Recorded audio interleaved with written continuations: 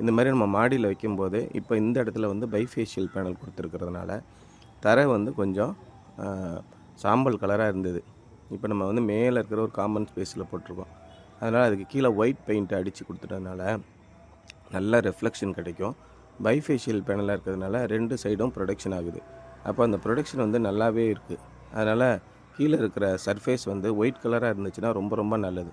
இப்போ வரக்கூடிய பேனல் எல்லாமே பைஃபேஷியல் பேனலாக தான் வருது. நல்ல ப்ரொடெக்ஷன் அதிகமாகக்கூடிய பேனல். இந்த மாதிரி பேனல் போடும்போது சர்ஃபேஸும் மாடியில் இருக்கிற டெரஸோட சர்ஃபேஸும் ஒயிட் கலராக இருக்கிறது நல்லது. அப்போ இந்த மாதிரி லைன் கொண்டு வந்து நம்ம அந்த வீட்டுக்குள்ளே இருக்கிற அந்த நம்மளுடைய மெயின் டிபி பக்கத்தில் கொடுத்துரும்போது நல்ல உங்களுக்கு தெளிவான ப்ரொடெக்ஷன் இருக்கும். எல்லா வீட்லேயுமே இது மாதிரி மெயின் டிபி இருக்கும், நீங்கள் பார்த்துருப்பீங்க. அதுக்கப்புறம் தான் இந்த ஃபேஸ் சேஞ்சர் இருக்கும். இந்த ஃபேஸ் செலக்டர்னு பேர். அப்போ இது மாதிரி நம்ம கொடுக்கும்போது நமக்கு வயரிங் வந்து ரொம்ப மிச்சம். நம்ம கீழே கிரவுண்ட் ஃப்ளோரில் கொண்டு போய் கொடுக்கணுன்னு அவசியம் கிடையாது.